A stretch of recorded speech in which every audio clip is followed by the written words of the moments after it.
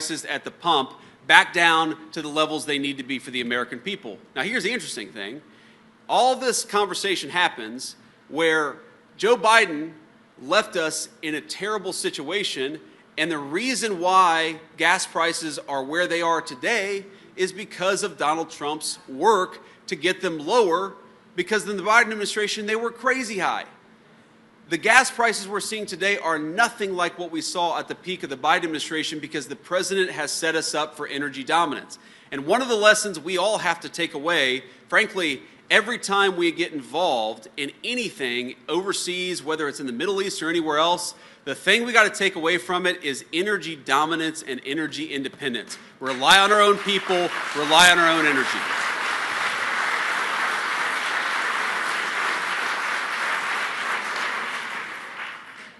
Thank you. I'm Dina with CBS 17 right over in Raleigh. Eastern North Carolina, Western North Carolina, two communities that have been really, really impacted by disasters. Sure. Hurricanes over in Eastern North Carolina, they happened a decade ago. Western North Carolina is still dealing with Hurricane Helene recovery. We heard from Governor Josh Stein several times that North Carolina has only gotten a fraction of what other states have gotten in federal funding for recovery for both communities. Can you talk a little bit about what your administration is doing to help the people that are still out of their houses, still not having businesses the same? Yeah. So one of the things I love about Michael Whatley is, look, he obviously is a Republican. He's committed to the conservative agenda. He's a great guy, and obviously I'm aligned with him politically, but he's not afraid to say to me or to the President of the United States or anybody else, we've got to get these resources out faster to protect the people of North Carolina. So I actually, before you asked that question, I heard that from Michael Whatley, and I actually talked to the Secretary of the Treasury because I knew Michael was going to ask me about it again when I saw him here today. The simple fact is we have made this a priority. We are going to get the resources to the people of North Carolina that are necessary. We recognize that frankly, that we needed the new leadership to hasten that delivery of resources to the people of North Carolina. A lot of people in the media have said that, the reason why we made a change at DHS is because the Trump administration is backing off of its illegal immigration enforcement policy. That couldn't be further from the truth. The reason that we're making this change is because Kristi Noem has a great opportunity to serve in this new Shield of the Americas position. I think she's going to do a great job. And on the other hand, we think it's useful to have somebody come in and focus on some of this disaster relief and recovery stuff, and that's exactly what we're going to do. But I appreciate Michael bringing that to my attention, and I appreciate all the great people that represent North Carolina, even many Republicans, okay, who you might think, just because they're politically aligned, trust me, to all the people, I want them to know that even, maybe especially the people who are politically aligned, are more willing to be independent and more willing to tell us we got to quicken those resources to the people of North Carolina. I admire them for their courage, and it's going to mean better results for the people in this district. Thank you. Why don't we take one more question? Mr. Vice President, Preston Mizell with Fox News Digital. I want to ask you real quick, you're leading the anti-fraud task force. I wanted to get a quick update on that, maybe some of the findings that you've found in Minnesota, but also you've mentioned before that you're interested in targeting other states as part of that task force. Are there other states that you've looked at, or that you may have flagged for potential fraud? Well, we know there's a lot of fraud in California, and we're trying to get to the bottom of exactly what it looks like. And what we've done in the Trump administration, and the president has really empowered us to do this, is to take the first national look at the way the American people have been defrauded over many, many years.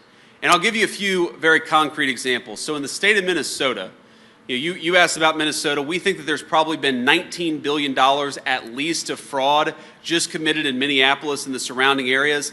Let me give you an example of this, because it's not just the American people being defrauded. It's not just your tax dollars that are being stolen out of your wallet and given to fraudsters. It's the fact that the services we need to deliver to needy people are not getting delivered because they're going to fraudsters. So, for example, there's a program that we have, and I believe it's under Medicaid, where we try to help kids who have, autism, Asperger's, and so forth. Sometimes they need a little extra help. Sometimes they need somebody to sit with them after school. Sometimes they need somebody to provide transportation to certain places. And we have a program within Medicaid to ensure that these needy kids get the resources that they need. And it's one of the things, by the way, I love about the United States of America. We want everybody to work hard. We want everybody to play by the rules. But if we've got a needy kid in our community, we're not going to let that person fall down on their own. All Americans are going to lift that kid up together. That's an amazing thing about our country. But you know what was happening for this program that was meant to help needy kids is you would have Somali fraudsters, many of them illegal immigrants, who would go and say that they had an autistic kid even though they didn't. They would collect that money for themselves. You had businesses that were going around and rewarding families for engaging in this fraud, so the businesses were skimming off the top and getting rich in the process. How disgraceful is it that Democrats allowed a program that was meant to help needy American children to go to Somali illegal aliens? The President of the United States stopped it, and there's a lot more fraud beyond that we're going to stop as well.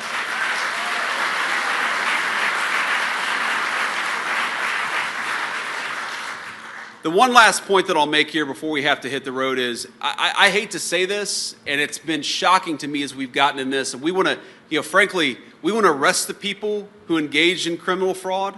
We want to make sure that the people who did this stuff realize there are serious consequences for it happening. We want to make sure that the needy kids all across our communities get what they need. There are so many layers to this anti-fraud initiative that the president has directed the administration to focus on. But you know what's so crazy about this? That nobody until Donald J. Trump thought to focus on it. Now, I obviously love the president, I admire the president, but this fraud was staring us in the face and nobody was doing anything about it. This is not rocket science. When you have a Somali fraudster come into the United States illegally and then set up a school to collect tax dollars. And the name of the school is the Quality Learning Center. Learning Center. But when they put the sign up, they take the N out, so it says Quality Leering Center. And that group, the Quality Leering Center, I don't know about you, but I don't want to send my kids to a school where they can't spell learn. That group was getting millions of dollars from the American taxpayer. There is so much fraud in our system. There are illegal aliens who shouldn't be here, who are on Medicaid. There are companies that are set up to provide medical devices, knee joints and hip joints and other medical devices that are necessary for people's health, that have collected hundreds of millions of dollars and have produced precisely 0 medical devices that have helped our people.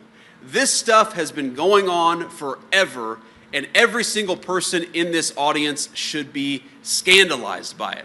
But here's the crazy thing. It's not that all of you are scandalized that you're getting stolen from. The crazy thing is that we had a Democratic leadership who didn't do anything about it. And so here is what I promise every single person here, every single person watching, every single person in the state of North Carolina, that we are done allowing you to be stolen from. We are done allowing you to be defrauded. We are going to go after the fraud, and we are going